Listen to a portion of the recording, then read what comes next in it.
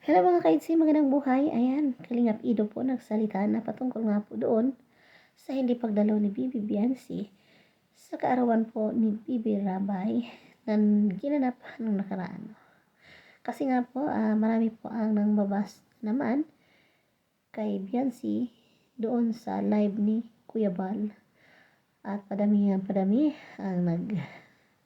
nagsasabi, bakit nga ba daw na si Biancy ay wala sa birthday ni Bibi Rabay? Talaga bang nagbago na ito? Siyempre, si Kalingap Ido din ay nabas din dahil nga sa hindi pagsundo kay Bibi Biancy.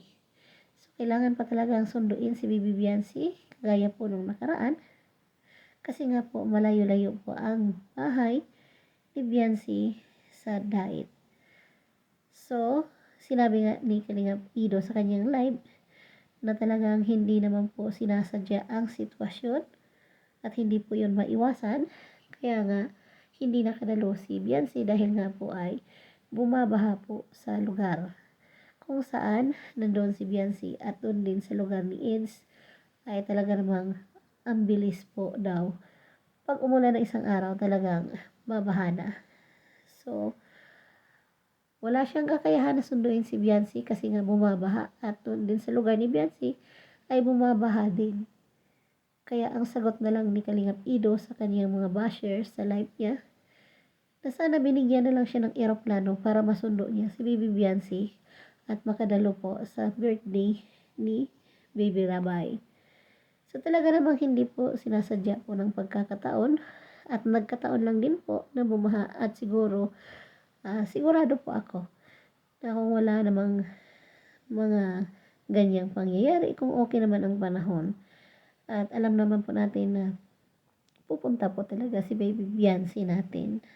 So guys, as usual, more bashers, more views. So, dyan natin makikita na umaangat or sumisikat na talaga si Baby Biancy. At syempre, malapit na rin po talagang totally matapos yung bahay niya. And siguro next month ay magkakaroon na po ng ribbon cutting na siya naman po ang inaantabayan na nating lahat.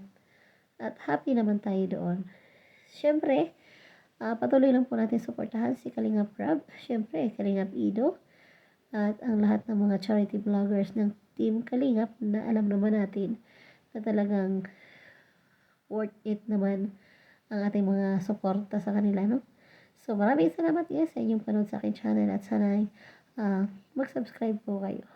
Again, ang channel ko pong ito ay pinakapangarap ko din na sana makapag-charity ako sa susunod na mga panahon. So hanggang sa muli, thank you so much and God bless.